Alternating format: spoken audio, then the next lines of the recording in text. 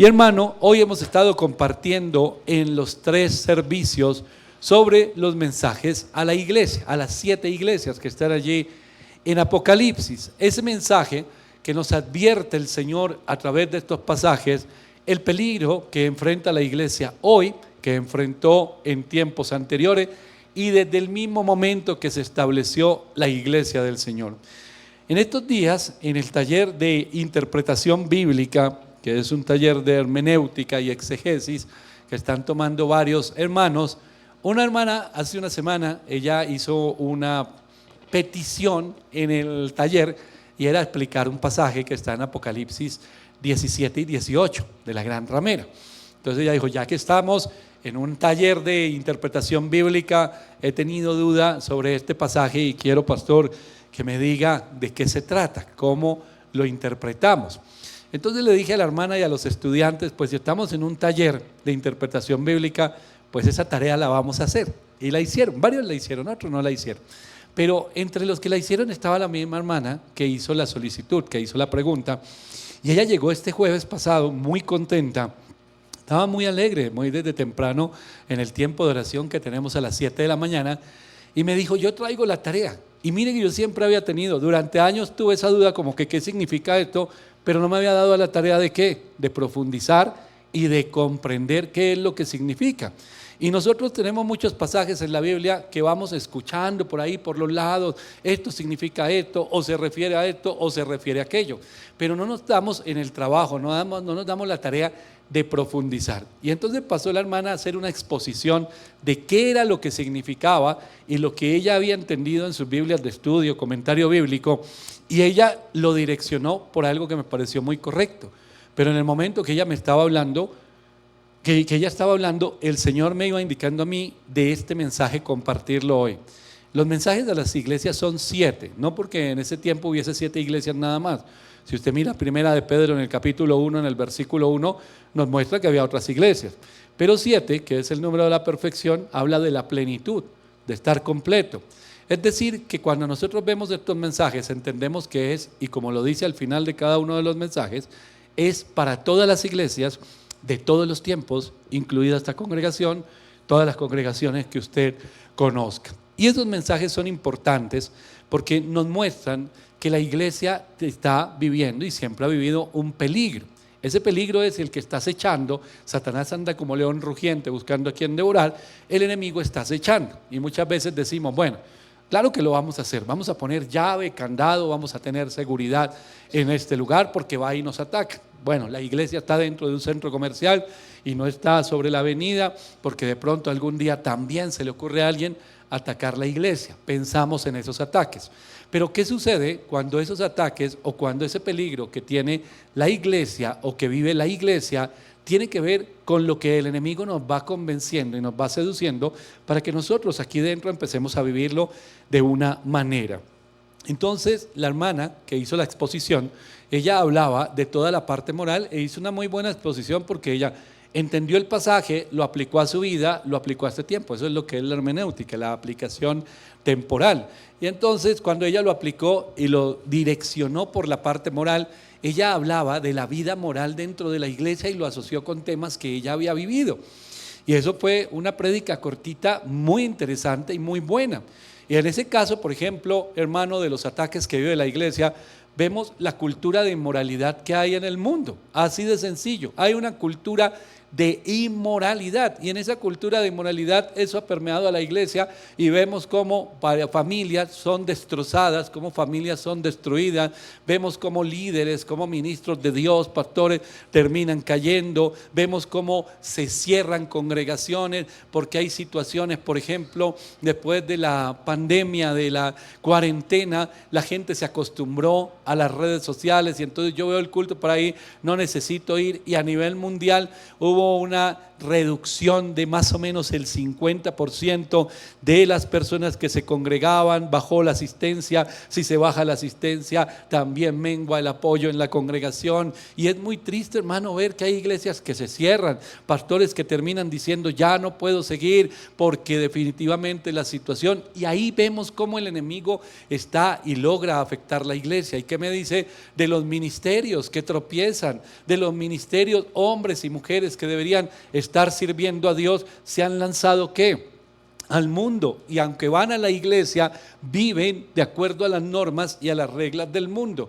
Y esos son los peligros que nos advierte cada uno de estos mensajes a las iglesias. Le decía hace un momento, y en Apocalipsis 2:7 lo dice así: el que tiene oído, oiga lo que el Espíritu dice a las iglesias. Y así termina cada uno de estos mensajes.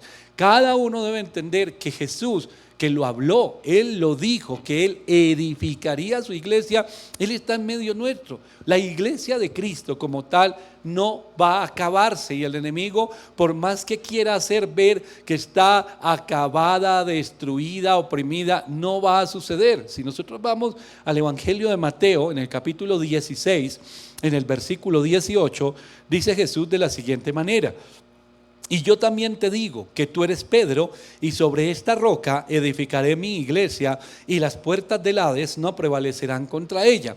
¿Cuál era la roca? Muchas veces, o muchas personas dicen, Pedro era la roca sobre la cual se edificó. No, era la afirmación de Pedro, porque si usted mira versículos atrás, el Señor le dice: ¿quién dices tú que soy yo? Y él le dice quién es él.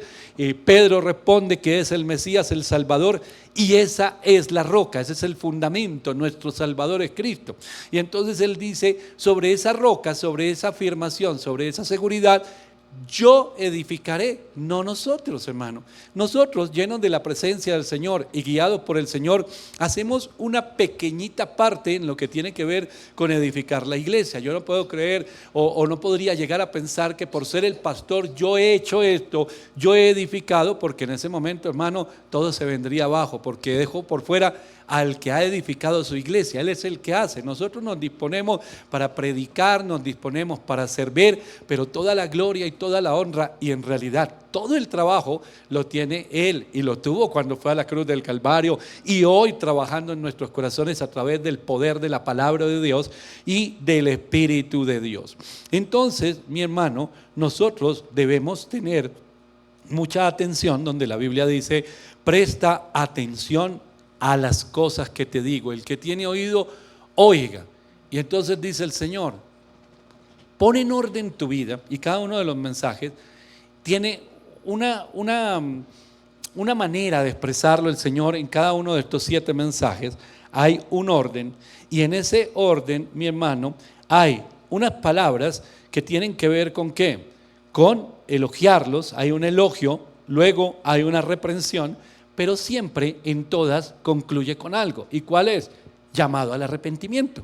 En otras palabras, está diciendo: todavía no todo está terminado. Está mal, pero puede estar bien. Si sigues por el camino malo, pues ya no va a estar nada. Pero tienen la oportunidad de arrepentirte. Hermano, cuando nosotros entendemos estos mensajes, que vuelvo y digo, incluye a todas las iglesias, ¿a qué nos enfrentamos? Y podríamos resumirlo en esto: uno de los peligros, y de ahí se desprende todo lo que es este mensaje, o todos estos mensajes, es ese amor o el mayor interés que hay en mi corazón por las cosas del mundo que por las cosas de Dios. Y eso lo tiene cada ser humano. Y hay un proceso en nuestras vidas que nos lleva a menguar en esto y a que crezca el interés por las cosas de Dios.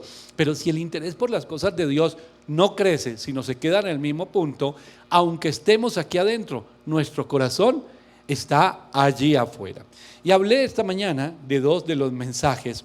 No tomé el primero, de la iglesia de allí en Éfeso, no tomé este del amor, porque en estos días lo habíamos tocado en la emisora.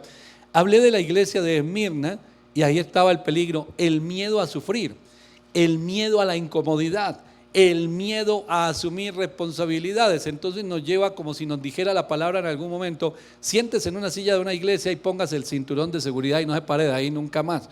Y nos llenamos de argumentos, hermano, y lo que tenemos es miedo a asumir el llamado de Dios. Ese fue el primer mensaje que compartí, está por allí en las redes sociales. Hace unos minutos terminamos otro mensaje que es la siguiente: la iglesia de Pérgamo, y ese temor que hay allí, ese ataque o ese peligro que hay es el de aceptar y consentir, es decir, transigir ¿con qué? Con el pecado, hermano. Y le decía yo a los hermanos hace unos minutos, nosotros, el mundo nos vende la idea, nos ha vendido siempre la idea, no es de ahora, siempre. Este es un mundo perfecto, un mundo feliz, estamos viviendo sabroso, y resulta que toda esa felicidad y todo eso sabroso que se está viviendo está cimentado o está construido sobre el pecado, hermano. ¿Cómo va a ser un mundo feliz y un mundo sabroso, hermano, donde en Colombia se aplaude a las instituciones del Estado por los miles de abortos que hubo este año y sacan pecho con eso? Eso es un genocidio, hermano, eso es un pecado. ¿Cómo va a ser un mundo perfecto, un mundo feliz, un mundo sabroso, cuando el diseño de familia que estableció Dios se pervirtió de tal manera que hoy vemos una cantidad de cosas? Y este segundo mensaje, que era aceptar y consentir, es que poco a poco nosotros vamos siendo permeados, nos vamos convenciendo de que eso está bien y es lo normal y es lo que hay y es lo que nos tocó, y seamos modernos porque esa es la actualidad. Ese es el peligro que hubo en la iglesia de Pérgamo, y por eso estaba ese mensaje. Y este tercer mensaje que quiero compartir tiene que ver con la tolerancia, y vamos a hablar de la iglesia de Tiatira. Dice la palabra de Dios en el versículo 18: y escribe al ángel de la iglesia en Tiatira, el Hijo de Dios, el que tiene ojos como llama de fuego y pies semejantes al bronce bruñido, dice esto: yo conozco tus obras y amor y fe y servicio y tu paciencia, y que tus obras postreras son más que las primeras, pero tengo unas pocas cosas contra ti, que toleras a esa mujer Jezabel, que se dice profetiza, que enseña y seduzca a mis siervos a fornicar y a comer cosas sacrificadas a los ídolos. Le he dado tiempo para que se arrepienta, pero no quiere arrepentirse de su fornicación.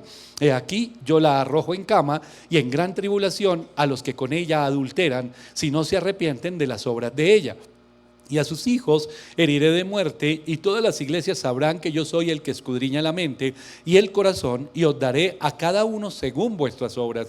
Pero a vosotros, a los demás que están en Tiatira, a cuantos no tienen esa doctrina y no han conocido lo que ellos llaman las profundidades de Satanás, yo os digo, no os impondré otra carga, pero lo que tenéis, retenerlo hasta que yo venga. Al que venciere y guardare mis obras hasta el fin, yo le daré autoridad sobre las naciones, y las regirá con vara de hierro, y serán quebradas como vaso de alfarero, como yo también lo he recibido de mi Padre.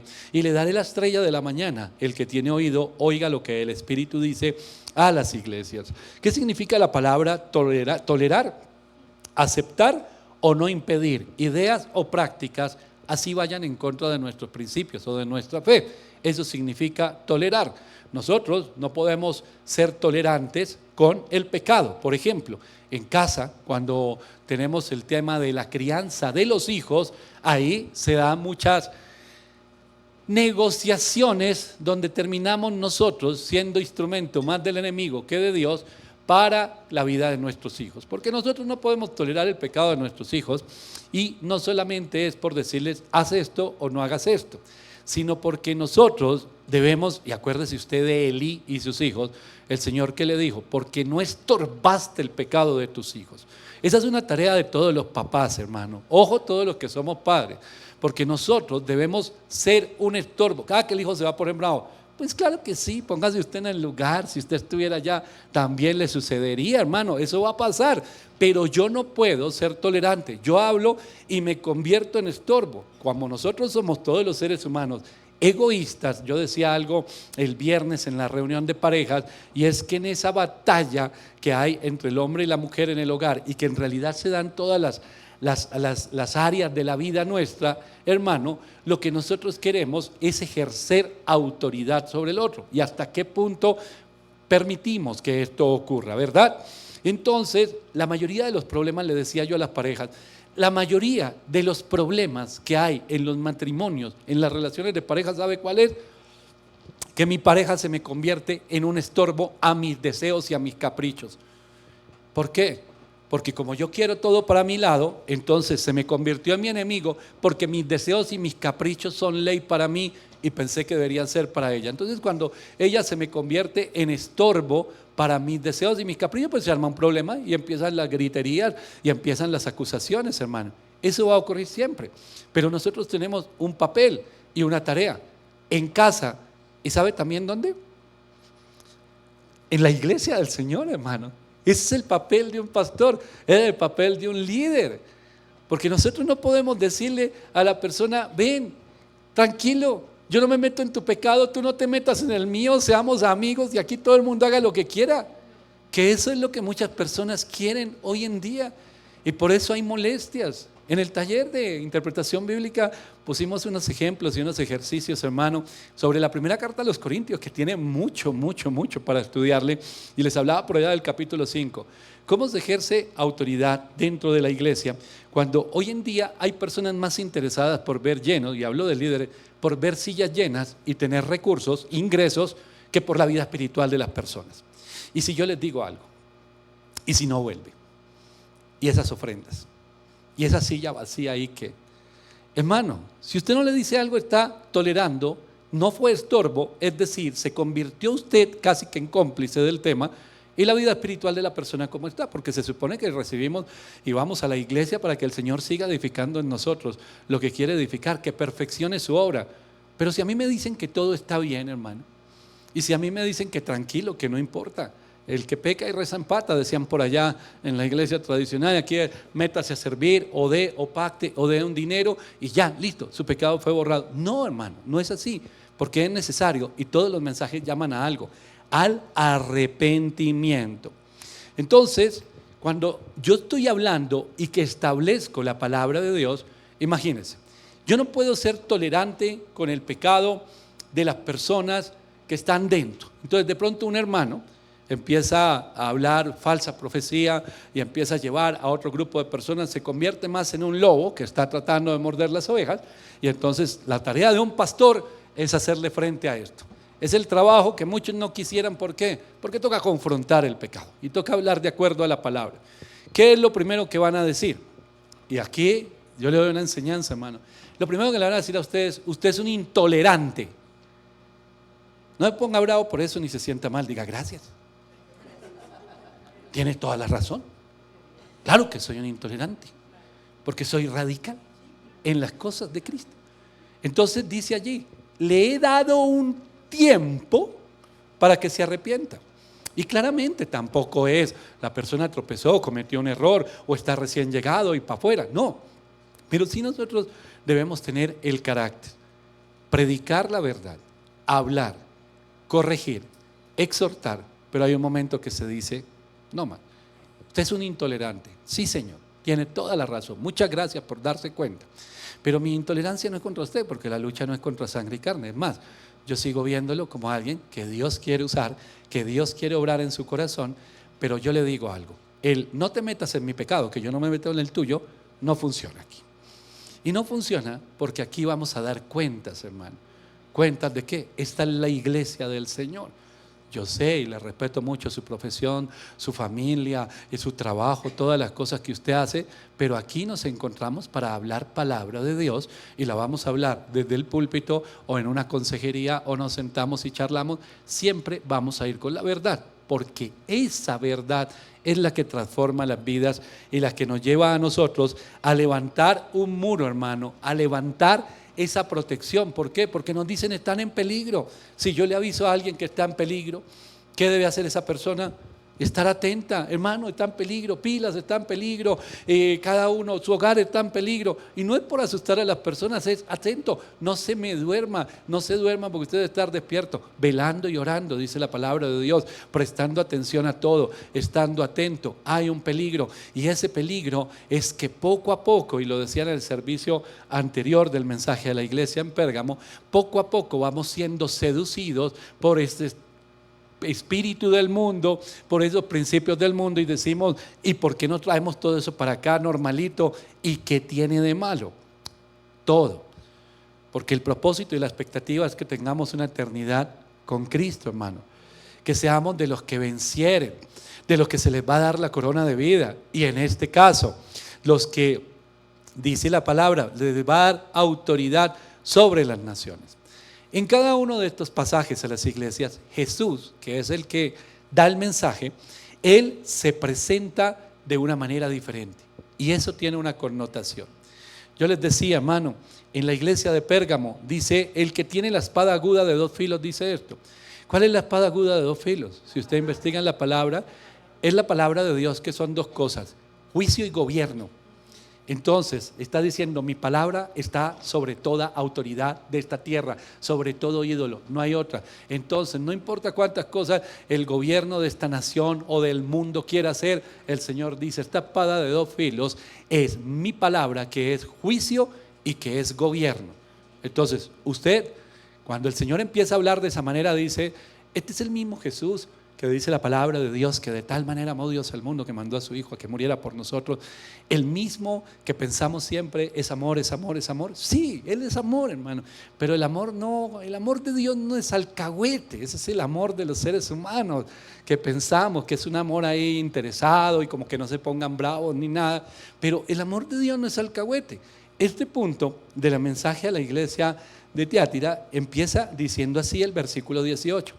Y escribe al ángel de la iglesia en Tiatira, el Hijo de Dios, el que tiene ojos como llama de fuego y pies semejantes al bronce bruñido, dice esto.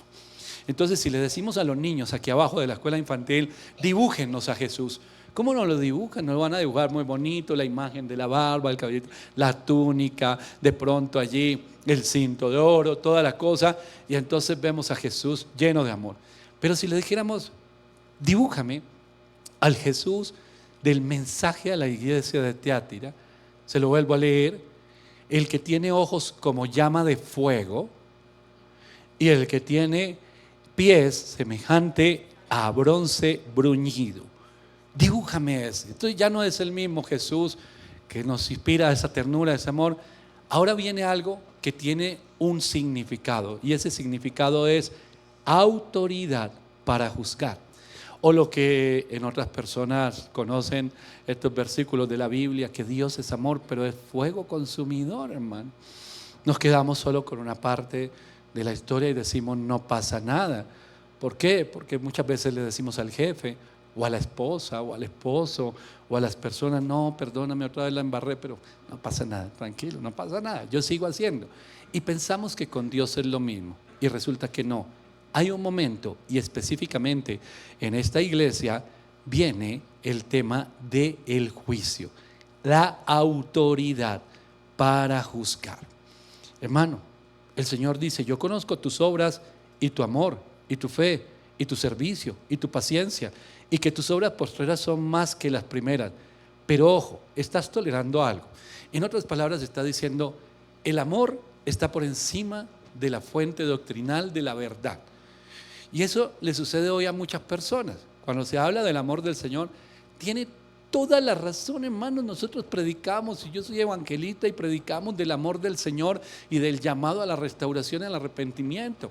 Pero si yo le digo a la persona que está divinamente como está, y le digo, Dios te llama al arrepentimiento, va a decir, pero Señor, si usted me acaba de decir que estoy divinamente, ¿de qué me tengo que arrepentir? No me tengo que arrepentir de nada. Entonces, cuando se habla la verdad va claramente, y yo les decía alguna vez en una prédica aquí, hermanos, si yo voy al médico y veo que el médico mira mis exámenes y hace cara de preocupado, yo quiero que me diga la verdad y que empecemos a mirar qué hay que hacer si estoy muy enfermo, qué fue lo que pasó. Pero imaginen el médico con cara de preocupado y se coge la cabeza y un poco de cosas y le digo, ¿qué tengo, doctor? Y se queda mirándome con nada. Dios te ama. Me está mandando ya para el cielo, ya me queda poco, me va a morir, ¿qué fue lo que pasó? No, la verdad siempre hará parte de un mensaje de amor. Amor sin verdad no es amor. Si yo no le digo la verdad a la gente, es que no ama. Y cuando a usted le dicen intolerante, usted es intolerante por amor a las personas. Hombre, te estás muriendo, estás metido en un lío y yo te amo, si no sintiera afecto por ti y no te amara, pues no te digo nada y te dejo ahí metido y te aplaudo el pecado, hermano. Dios no va a hacer eso. El Señor va a traer ese juicio, y esa verdad que viene también con su amor no se puede separar. Tiátira hablaba y actuaba en el amor sobre la verdad. Dejaron la verdad a un lado, porque dejaron que estuviera esta que se muestra aquí en el versículo 24, que habla la palabra de Dios de la profetisa, y ellos empezaron a justificar. Dice el versículo 24: pero a vosotros y a los demás que están en Tiátira, a cuantos no tienen esa doctrina y no han conocido lo que ellos llaman las profundidades de Satanás, yo os digo, y escuche bien esto es muy tremendo: no os impondré otra carga. Y es muy tremendo, ¿por qué? Porque el Señor nos llama a nosotros y todos los días nos da palabra para permanecer firmes. Entonces hablemos de la iglesia, dentro de la iglesia. Y dentro de la iglesia empiezan a levantarse los falsos profetas, las falsas doctrinas. ¿Y de dónde viene eso? Hermano, estamos viviendo un tiempo tremendo donde las redes sociales hoy ya es un tema impresionante de cómo el enemigo ha tomado la vocería para confundir y para dañar. Y es que yo vi, y es que yo escuché, y es que aprendí, y es que no sé qué, y todo porque me vi en internet, porque me vi en las redes sociales. Aquí habla claramente en el versículo 20 y dice: toleras a esa mujer Jezabel, que se dice profetiza, que enseñe y seduzca a mis siervos a fornicar y a comer cosas sacrificadas a los ídolos. Usted lee esto, piensa en la Jezabel por allá del libro de Reyes, la esposa de Acab, pero aquí está hablando de un espíritu que tiene dominio, ese espíritu que quiere gobernar y que quiere llevar a la gente a la idolatría. ¿Qué tipo de idolatría? Quizás usted dice: no, yo a las imágenes no caigo, en la idolatría de la iglesia tradicional no caigo. Pero ¿qué le parece la codicia y la idolatría al dinero que hay en el corazón de muchos? ¿Sabe qué decía un escritor en Inglaterra? Un hombre que ni siquiera es cristiano, hermano, y él escribe en periódicos y todo, y hace unos años él habló muy fuerte de la iglesia cristiana, y decía que su fe, que la iglesia cristiana tenía basada su fe, y que la iglesia cristiana tenía toda su doctrina basada en el amor al dinero era.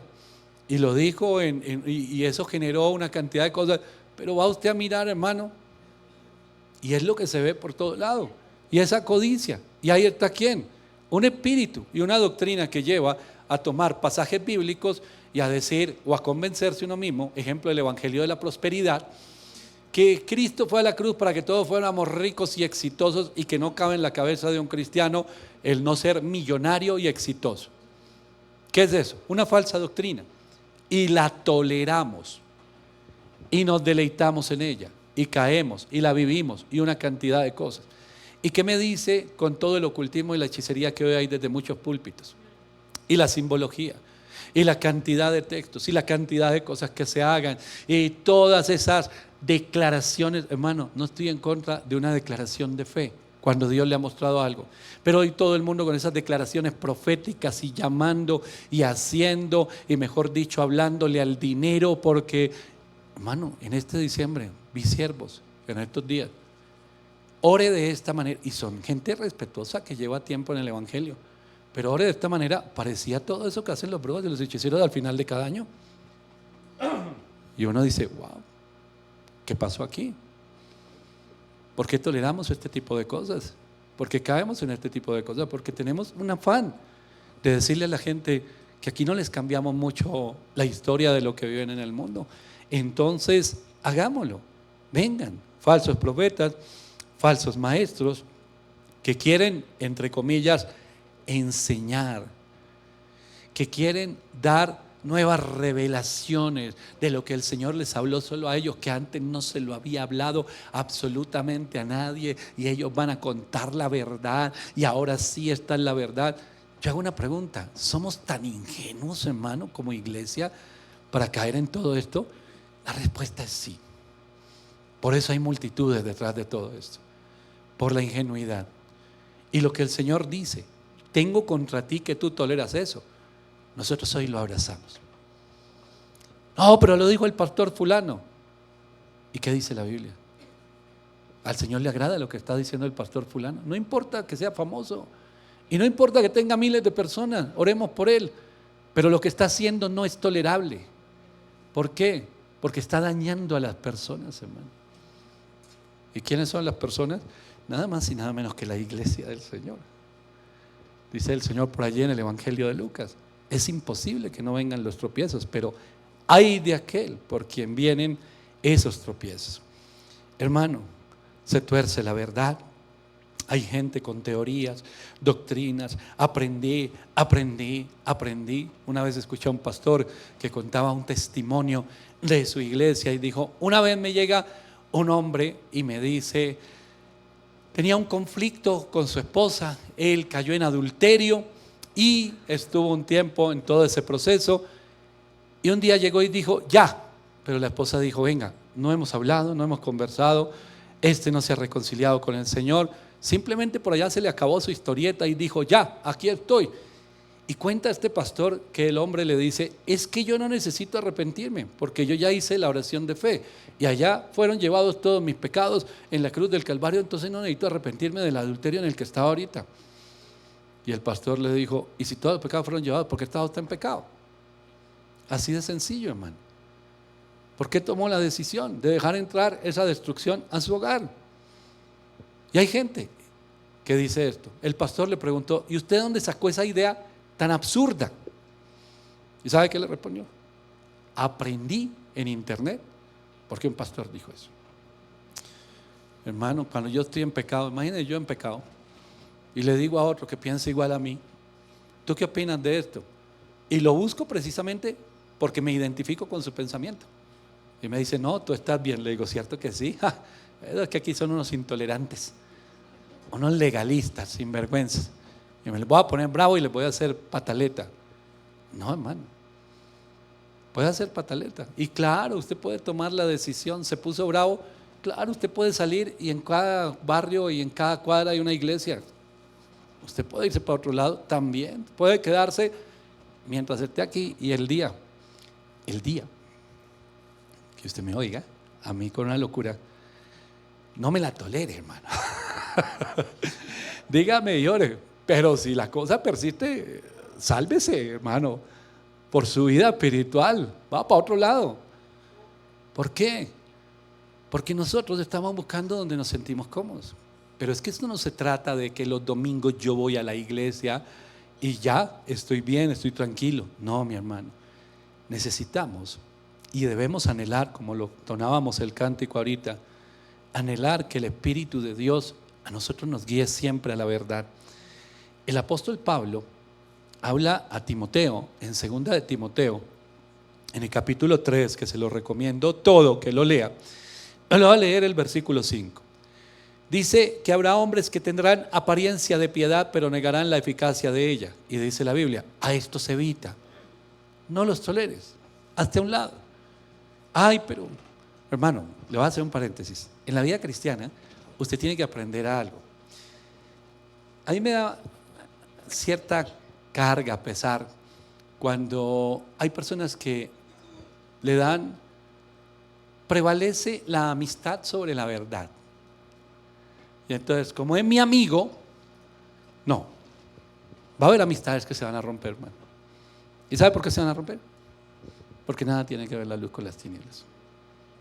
Así de sencillo. Claro que pensamos y creemos en la gracia de Dios. Yo soy un completo convencido, y se lo digo como evangelista, yo puedo ver una persona metida hasta la cabeza, así como yo estuve en el lodo, y sé que Dios lo puede restaurar y sacar. Pero la persona tiene que tener la disposición y anhelar ese cambio. Pero yo no me puedo echar al hombro a la persona y decir: no, yo me la voy a cargar porque es mi amigo. No. Entonces va a haber momentos en que amistades se van a ver así, afectadas. Ay, yo pensé que usted era mi amigo. Pues si usted pensó que mi amistad era como callado, miro para otro lado. No, porque se trata de su vida espiritual. Y usted no está solo. Usted tiene, dice la palabra de Dios en Deuteronomio, cuando el Señor habla del camino del bien y del mal, dice: entrarás por ese camino tú y tu descendencia. Hermano, nosotros no vamos solos para ningún lado. Aquí yo puedo pararme con una persona, pero detrás de él, esa colita, sus hijos, nietos, bisnietos, sus generaciones, Y adicional a eso, todas las personas que él debería ser una bendición para todas esas personas. Entonces, no, la amistad no es mirar para otro lado. Esos nunca han sido amigos. Si usted está acostumbrado a ese tipo de amistades, mi hermano, es porque usted no tenía amigos, sino compinches y cómplices. Eso era lo que tenía. Y eso era lo que teníamos todos en el mundo. En el mundo, hermano, teníamos una cantidad de personas a nuestro alrededor que antes de hablarnos del pecado, que antes de detener, que antes de exhortarnos para que nosotros nos apartáramos del pecado, antes nos alentaban a que siguiéramos en ese pecado, mi hermano. Pero como ya no tenemos ese tipo de compinches ni de cómplices, porque ahora tenemos amistades basadas en la verdad, y así es que se construye iglesia, entonces nos hablamos con amor, sí, pero también con templanza. Y no somos tolerantes. Entonces voy aquí con el apóstol Pablo. A estos evita, no los toleres. Más adelante dice la palabra de Dios en el versículo 7.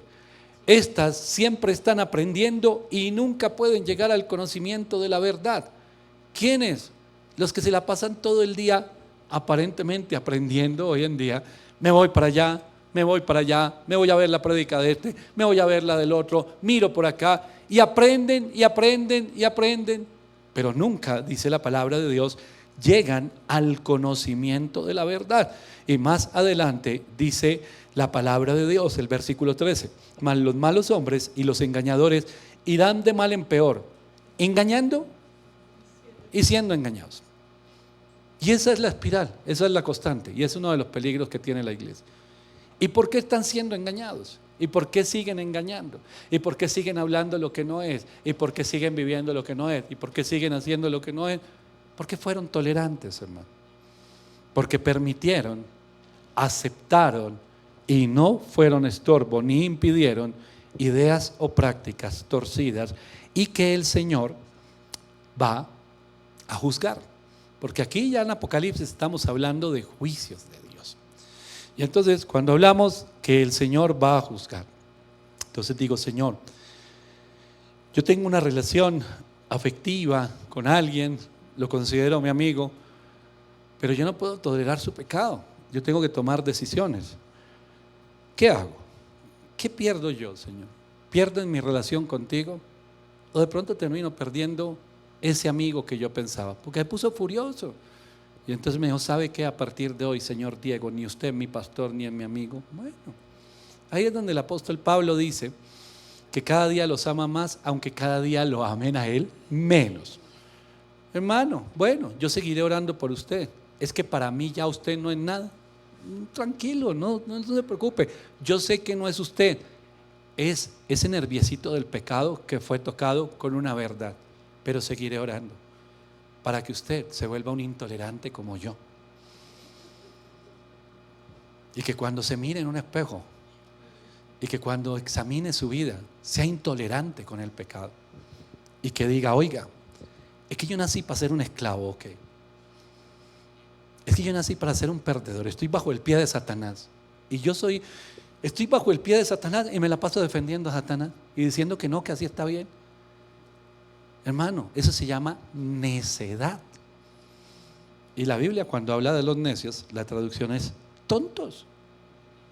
Y habla de los que procuran ser sabios y son unos tontos. Pero si usted está esclavizado, hermano. Y el Señor dice allí en Apocalipsis, volviendo al mensaje a esta iglesia, habla y dice que Él va a venir con ese juicio. Y dice el versículo 21.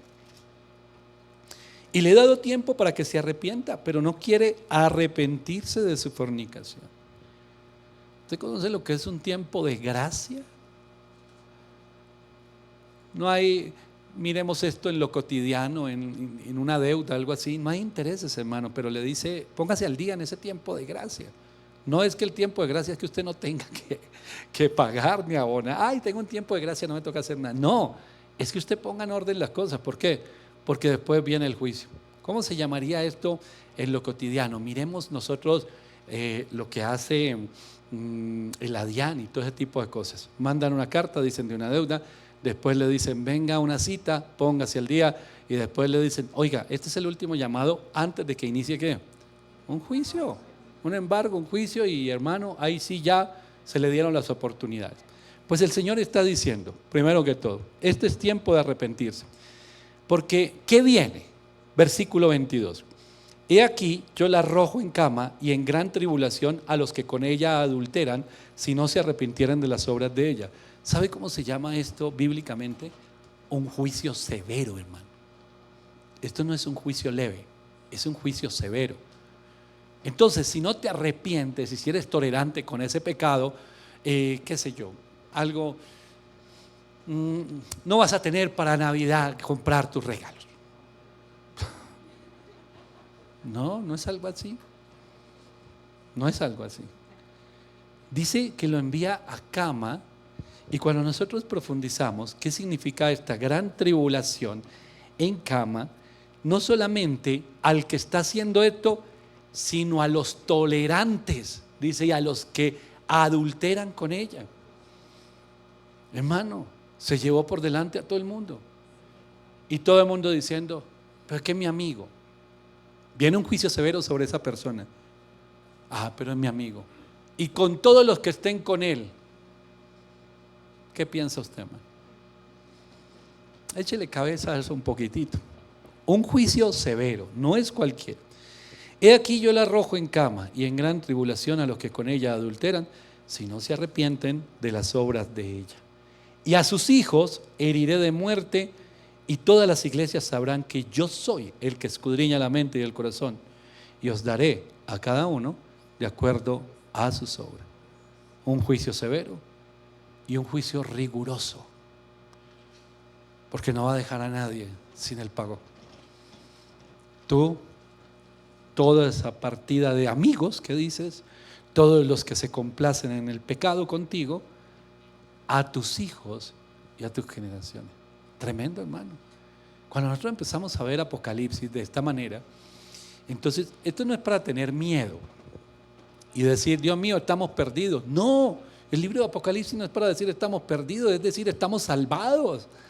Porque el Señor nos está advirtiendo todo esto, estamos vivos, estamos salvados, aleluya, gloria a Dios. El Señor me está dando una oportunidad. Te va a pasar todo esto en un juicio severo y en un juicio riguroso, hermano. Y yo no puedo decirle al Señor, como ante la ley de los hombres, hice una pregunta hace un momento, ¿seremos tan ingenuos que nos pasamos persiguiendo todas estas cosas? Sí. Y yo no puedo decirle al Señor, es que yo era muy ingenuo, porque la ingenuidad no exime de lo que usted sembró. El fruto va a estar, punto. Y eso es lo que viene. ¿Y por qué Dios no ha hecho nada hasta ahora? Porque Dios es muy bueno. Y porque le está dando tiempo a arrepentirse. La pregunta es, ¿usted quiere arrepentir o no? No, no me quiero arrepentir, y que sea lo que Dios quiera. Pues aquí está escrito, ya sabe lo que Dios va a hacer, hermano. Ya usted se va a este culto hoy, no tiene excusa de decir, yo no sabía, yo no había leído eso. No, ya lo sabe. Así de sencillo. La ingenuidad no nos exime a nosotros de este juicio. Y en el versículo 23 dice, y a sus hijos heriré de muerte, y todas las iglesias sabrán que yo soy el que escudriña la mente y el corazón, y os daré a cada uno de acuerdo a sus obras. A cada uno de acuerdo a sus obras. Es un juicio severo, es un juicio riguroso, pero es un juicio justo, hermano. Esto es un juicio justo. Aquí Dios es bueno y Dios es justo. Aquí el tema es, ¿cuántos estamos en esta hora aquí? 150 personas, pongámosle. De las 150 personas el Señor dijera, llegó esta hora de este juicio. Y entonces yo digo, no, yo me quiero ir corriendo para otro lado porque yo no quiero estar al lado si hay un pecador, etc. El Señor va a decir, tranquilo, a cada uno se le da lo de cada uno. Usted tranquilo, ¿cómo está usted? Yo soy justo, no, yo conozco, yo sé que usted es un intolerante al pecado, usted tranquilo. Si usted es un intolerante, usted tranquilo, porque estoy en contra de los que han tolerado ese pecado. Entonces usted tranquilo, a cada uno se le va a dar de acuerdo. Uy, pero yo estoy sentado aquí al lado de él. No importa, este es un juicio justo, esto no es injusto, Dios no es injusto. Y no se va a llevar por delante a ninguno que no sea, hermano. Entonces es un juicio justo, porque Él lo conoce todo. Y en ese versículo 23 dice, los heriré de muerte y todas las iglesias sabrán que yo soy el que escudriña la mente y el corazón y les doy a cada uno según sus obras. Entonces ahí decimos que el Señor va a mostrar su poder tal cual. Pero si yo serví tantos años en la iglesia y estaba en el púlpito y no había pasado nada, ¿por qué al Señor se le dio en un momento a otro por venir con este tremendo juicio sobre mi vida, sobre mi familia, la enfermedad y todas las cosas que vinieron? ¿Por qué le dio por ahí en este momento? Para demostrar algo, que lo hablamos al principio en Mateo, que este lugar le pertenece a Él, que es su iglesia, no es mía. No es mía, y Él no comparte su gloria. Puede ser el pastor, el líder, el de la alabanza, el servidor, el profeta, el apóstol, el que lleva 50 años en el evangelio, el que sea, hermano, porque nada de eso interesa. Cuando Él muestra, dice, yo muestro mi poder, porque aquí gobierno yo edifico. Hermano, esto nos da también para mirar si usted de pronto en algún momento piensa, siente y dice, ¿por qué hay personas que sirven con tanto pecado que viven? Hermano, usted tranquilo, déjele las cosas al Señor. A cada uno se le va a dar lo de cada uno, hermano. Y va a haber un momento, preocúpese por usted cómo está, ser un intolerante al pecado. El versículo 24 y 25, pero a vosotros y a los demás que están en Tiatira, a cuantos no tienen esa doctrina y no han conocido lo que ellos llaman las profundidades de Satanás, yo os digo, subraye eso en su Biblia, no os impondré otra carga. Y entonces, ¿qué tenemos que hacer? ¿Cuál es el esfuerzo que tenemos que hacer? No, tranquilo, simplemente sea un intolerante al pecado y no se le va a poner otra carga. Sea recto, sea íntegro, no se le va a poner otra carga. Señor, y ahora viniste por ellos, ¿qué tengo que hacer yo? Yo fui intolerante al pecado, yo no me dejé llevar por esa mentira, no me dejé llevar por los falsos profetas, no me dejé llevar por todas esas doctrinas equivocadas, Señor, pero ahora ¿qué hago? No, tranquilo. Lo que tenías que hacer era que deberías estar firme y estar firme. Dejen esa idolatría. Entonces, mi hermano, usted tiene una tarea.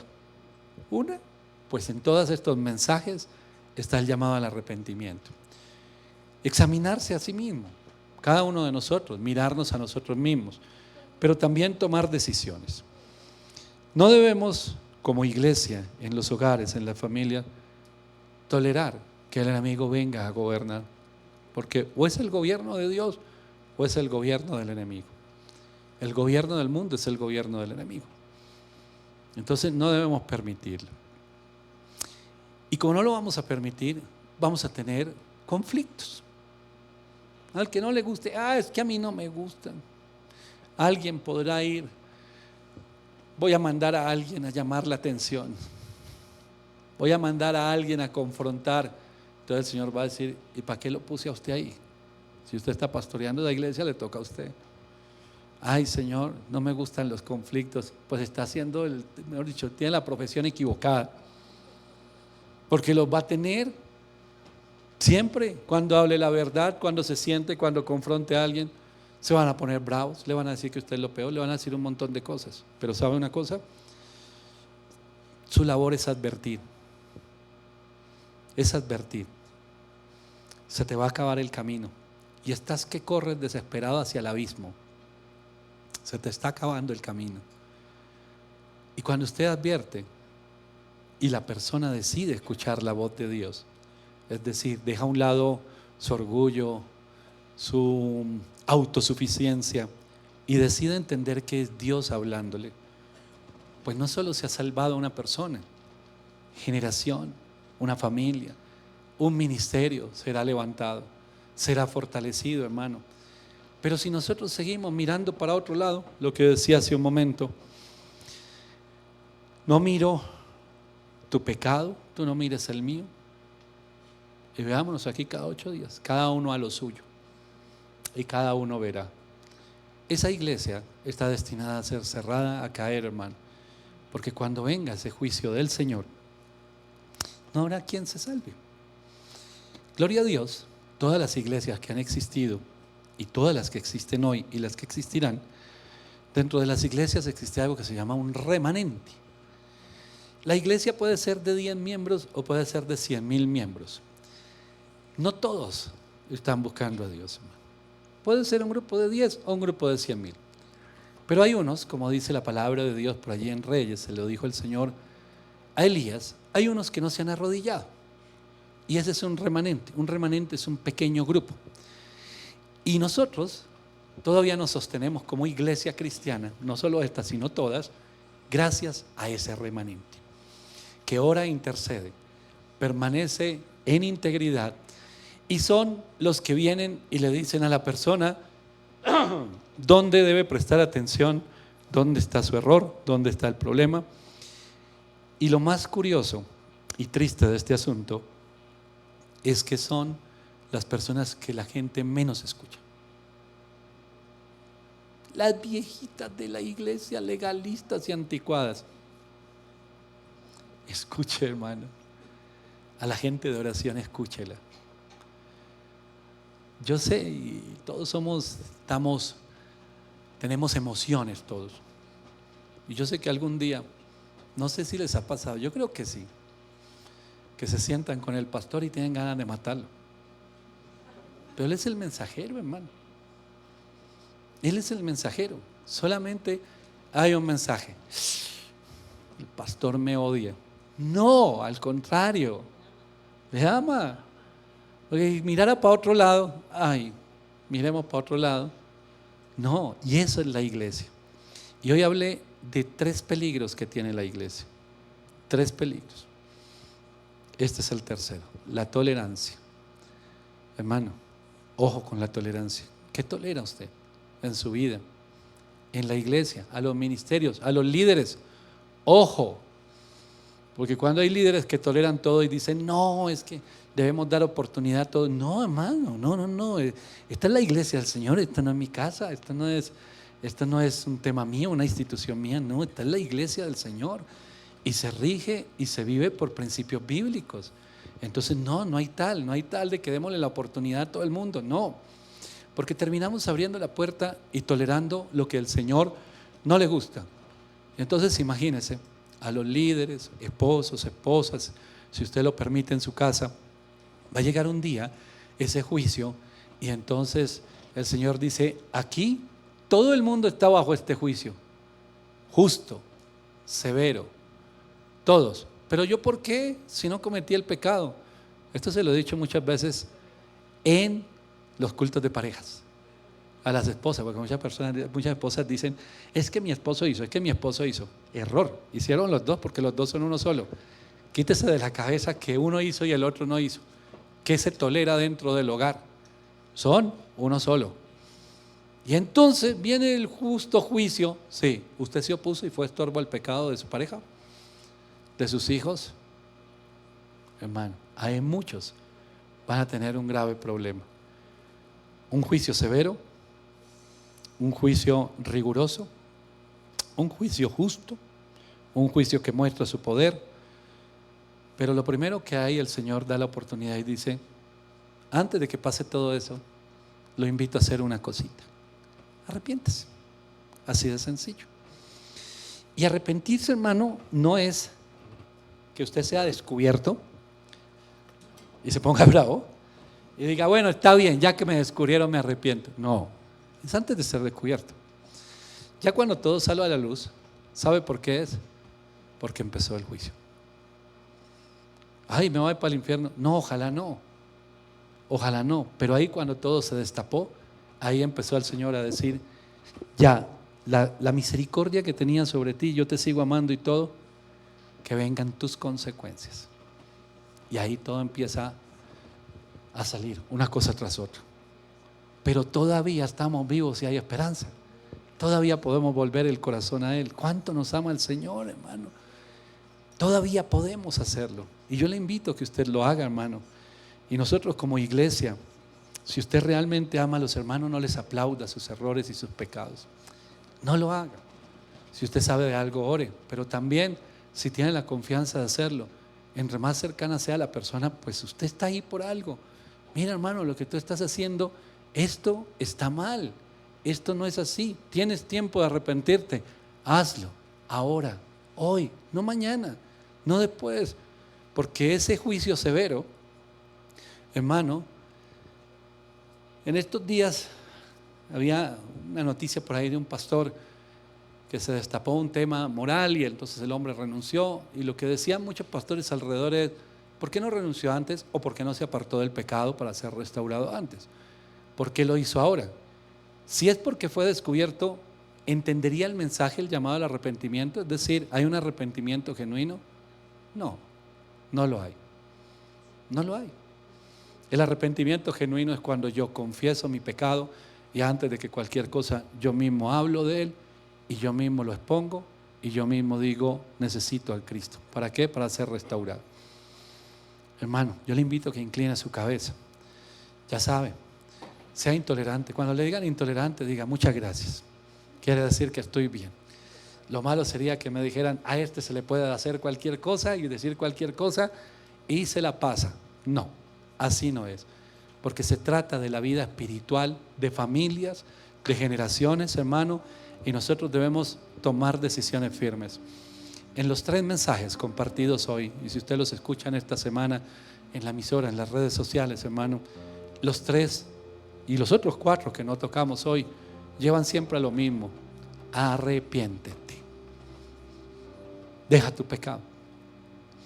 Deja tu pecado y el Señor seguirá perfeccionando la obra que comenzó. Pídele al Señor discernimiento, porque una sola es la palabra de Dios. Hoy hay miles de doctrinas en las redes sociales. Si no tienes discernimiento, deja de meterte en eso. Porque bien lo dice allí el apóstol Pablo a Timoteo: gente que no para de aprender y no han aprendido nada. Y a toda hora, yo aprendí, y resulta que están recibiendo una cantidad de doctrinas cerradas. Y las consienten y las viven. No hay que hacerlo, mi hermano. No hay que hacerlo. Un ejemplo de esto, hermano, que yo lo he hecho con muchos: no compartan sus redes sociales, y mucho menos en los grupos de la iglesia, doctrinas equivocadas, hermano. No venga con mensajitos, porque aquí predicamos palabra. No venga con mensajes del evangelio de la prosperidad, ni venga con mensajes de falsos profetas, ni venga con mensajes de falsas expectativas. No lo haga. Empiece por ahí. No propague la mentira, porque un día el Señor va a traer ese juicio sobre su iglesia y va a decir: los que toleran y los que están y los que fornican. Préstele mucha atención a lo que usted comparte en sus redes sociales, en sus grupos, hermano, porque muchas veces algunos se enorgullecen de compartir lo que muestra la atadura de la codicia y son felices compartiendo eso, y se da cuenta uno lo atados que están. Padre celestial, en el nombre de Jesús, te doy gracias por tu palabra. Te doy gracias, amado Señor, por ese llamado claro y contundente que nos haces. Es tiempo de arrepentirnos. Claro que sí. Siempre que nos examinemos, veremos cuánto nos falta, Señor, para vivir esa vida plena y abundante. Oro por todas aquellas personas que un día se han sentido ofendidas, se han sentido afectadas por la verdad. Oro, Señor, para que tú les redargullas y les muestres que no hay nadie en contra de ellos, que eres tú queriendo hablarles, llamándolos al arrepentimiento, porque tú los llamaste a vivir en libertad, que puedan ellos entender que por más sabios que crean ser, están atados, están bajo el yugo de la esclavitud. Amado Señor, perdónanos por el orgullo, por la altivez.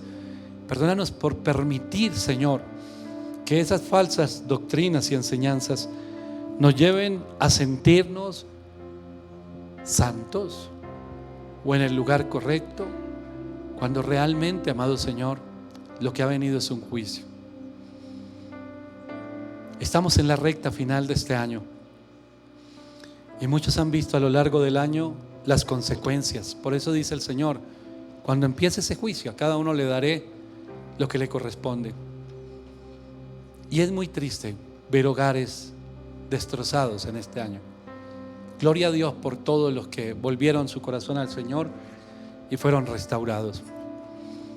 Quizás en algunos el balance es que abandonaron el ministerio, y eso es también muy triste, hermano.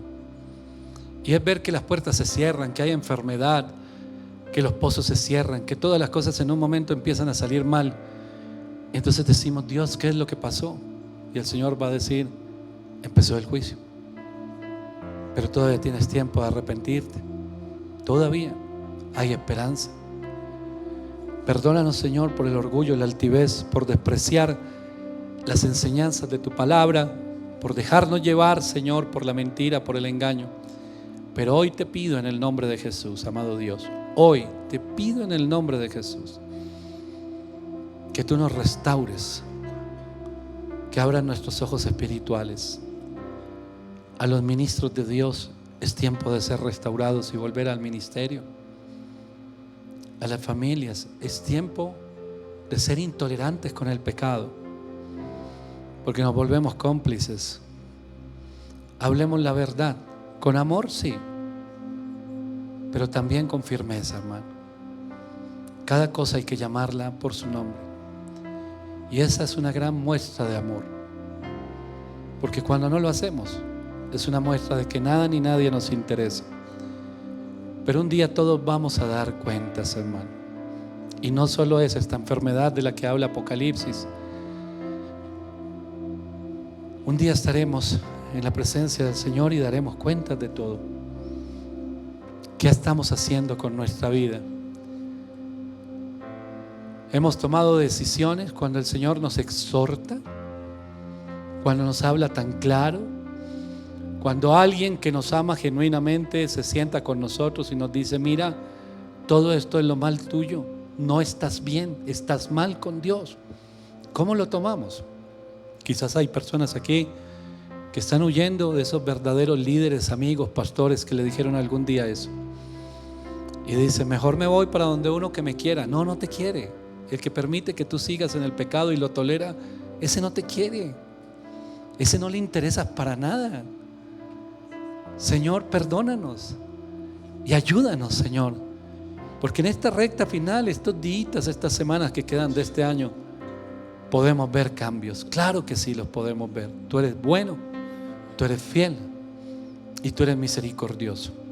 Gracias, Señor, porque quizás, como muchas veces sucede, quizás este sea el último llamado para algunos al arrepentimiento, y luego de esto el justo juicio, el severo juicio. Gracias, Señor, por una nueva oportunidad que nos das de volver el corazón a ti y de salir de este lugar en victoria, en el nombre de Jesús. Amén y amén. Damos gloria a Dios, mi hermano. Como siempre en todos los cultos, siempre le diré que reflexione y medite sobre la palabra recibida.